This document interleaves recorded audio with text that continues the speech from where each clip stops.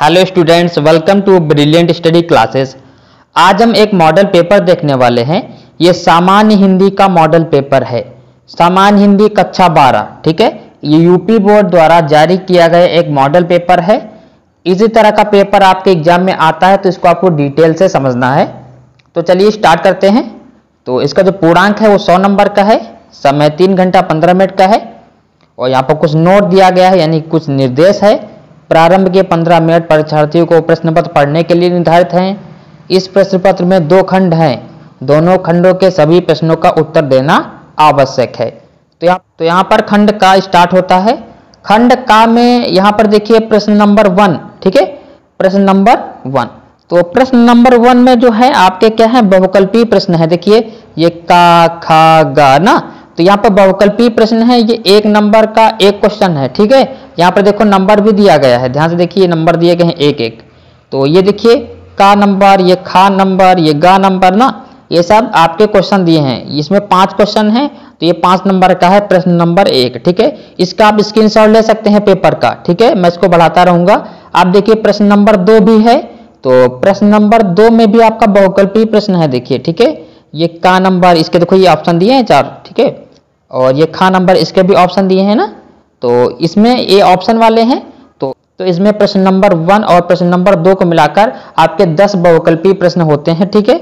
इसका आप स्क्रीनशॉट ले सकते हैं। तो ये 10 नंबर का आता है। अब आपका जो है प्रश्न नंबर 3 स्टार्ट होता है। तो प्रश्न नंबर 3 में आप देखिए, प्रश्न नंबर 3 आपका क्या है, 10 नंबर का है।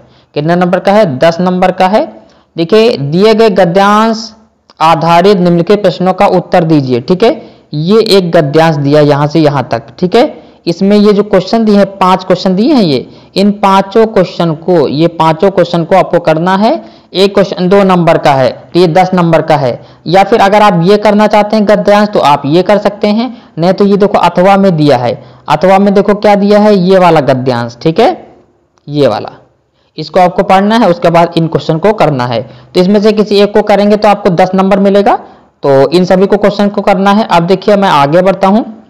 आगे आपका आता है प्रश्न नंबर 4। तो प्रश्न नंबर 4 में देखिए ध्यान से। तो प्रश्न नंबर 4 क्या है, प्रश्न नंबर 4 दिए गए पद्यांश पर आधारित निम्नलिखित प्रश्नों के उत्तर दीजिए। ये भी आपका 10 नंबर का है। ये एक पद्यांश दिया है, यानी कि पद्य का दिया है। और इसमें ये देखिए क्वेश्चन दिए हैं, यहाँ पर देखिए ध्यान से, ये क्वेश्चन दिए हैं। तो इन क्वेश्चन को करना है, ठीक है। या फिर यहाँ पे भी अथवा में आपका क्वेश्चन दिया है, देखिए। और यहाँ पर अथवा में भी क्वेश्चन आपका दिया गया है। देखिए अथवा में ये एक पद्यांश दिया है, इसको समझना है। समझने के बाद ये जो क्वेश्चन दिए गए हैं, इन सभी क्वेश्चन को सॉल्व करना है। इसमें से किसी एक को करना है तो 10 नंबर मिलेगा। आगे मैं बढ़ता हूं। आगे आपका आ जाता है प्रश्न नंबर 5। प्रश्न नंबर 5 में आपका आता है का और खा।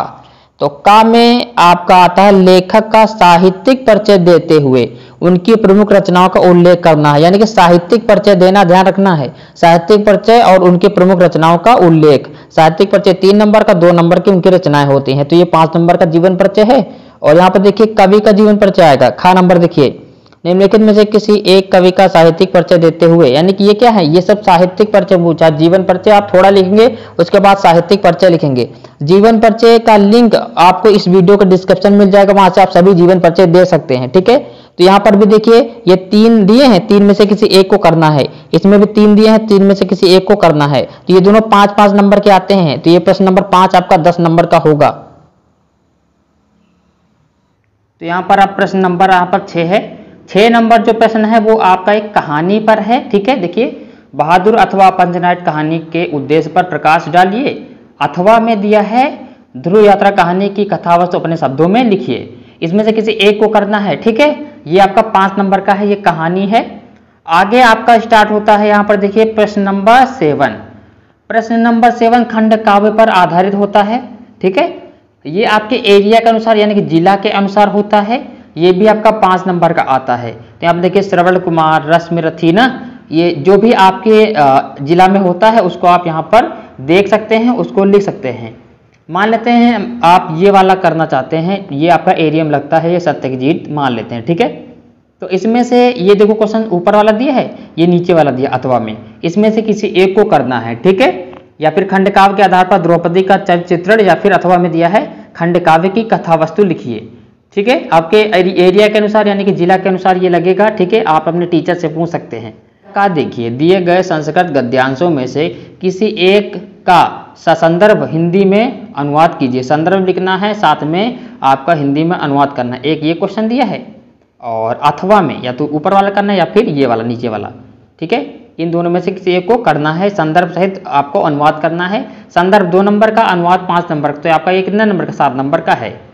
अब देखिए आपका क्या स्टार्ट होता है, अब आपका स्टार्ट होता है खा नंबर। देखिए दिए गए पद्यांशों में से किसी एक का संदर्भ हिंदी में अनुवाद कीजिए, यानी कि संदर्भ भी लिखना है, अनुवाद भी करना है। 2 नंबर का संदर्भ और 5 नंबर का अनुवाद, तो ये 7 नंबर का क्वेश्चन है। ठीक है, और ये देखिए एक क्वेश्चन ये दिया है और अथवा में नीचे ये क्वेश्चन दिया है ना, किसी एक को करना है। ठीक है, अब आगे देखिए, अब आपका स्टार्ट होता है यहाँ पर प्रश्न नंबर 9 नंबर में देखिए, निम्नलिखित मुहावरों में से किसी एक का अर्थ लिखकर वाक्य में प्रयोग कीजिए। ये देखिए यहाँ पर कितने दिए, ये 4 दिए हैं, 4 में से एक को करना है, आपको 2 नंबर मिलेंगे। ठीक है, आगे देखिए, अब आपका आता है प्रश्न नंबर 10।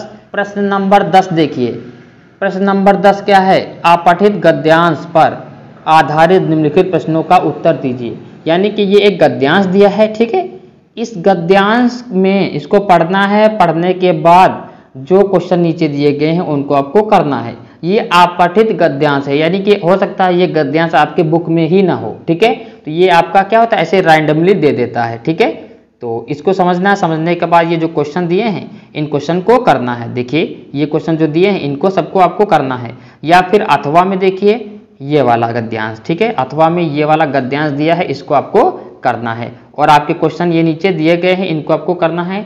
तो ये 5 नंबर का आता है। कितने नंबर का आता है? ये 5 नंबर का आता है। अब क्वेश्चन नंबर 11 देखिए, निम्नलिखित शब्द युग्म का सही अर्थ चयन करके लिखिए। ठीक है, ये देखो यहाँ पर निम्नलिखित, ये देखो क्वेश्चन दिए हैं, इसमें से जैसे ये देखिए क्वेश्चन नंबर 1, इसमें से ये देखो ऑप्शन दिया है ना, समझ में आया? ये क्वेश्चन नंबर 1 है और वसन और व्यसन ना, तो इसमें आपका कौन सा सही है ना, ये देखो इनमें से। ठीक है, तो ये ऑप्शन वाले क्वेश्चन है, 1 नंबर के आते हैं। ये क्वेश्चन नंबर 2 देखिए, ये देखिए अम्बुज और अम्बुद है ना, ये ऑप्शन दिया है। ठीक है, कौन सा सही होगा, ये 1-1 नंबर के हैं। ठीक है, अब यहाँ पर देखिए, निम्नलिखित शब्दों में से किसी एक शब्द के 2 अर्थ लिखिए। जैसे पर्यायवाची होता है वैसे किसका करना है, एक शब्द को। यहाँ पर देखो 4 क्वेश्चन दिए हैं, 4 में से किसी एक को करना है, उसके 2 अर्थ लिखने हैं, ये 2 नंबर का आता है। यहाँ पर देखिए ग नंबर, निम्नलिखित वाक्यांशों के लिए एक शब्द चयन करके लिखिए। ठीक है, जैसे कि जो आंखों के सामने हो, तो यहाँ पर देखिए 4 ऑप्शन दिए हैं ABCD है ना, इसमें से कौन सा सही होगा। वैसे ही 2nd नंबर क्वेश्चन देखिए, 2nd नंबर जानने की इच्छा रखने वाला, ये देखिए ना, ये इसमें से कौन सा सही होगा ना। और आगे देखिए घ नंबर क्या है, निम्नलिखित में से किन्हीं 2 वाक्यों को शुद्ध करके लिखिए। ठीक है, 2 वाक्यों को, यहाँ पर देखो 1 2 3 4 दिया, 4 में से 2 वाक्यों को शुद्ध करके लिखना, ये 2 नंबर का है। आगे आपका आता है प्रश्न नंबर 12। प्रश्न नंबर 12 क्या है, वीर रस अथवा हास रस का स्थायी भाव के साथ उदाहरण सहित परिभाषा लिखिए, ये भी 2 नंबर का आता है।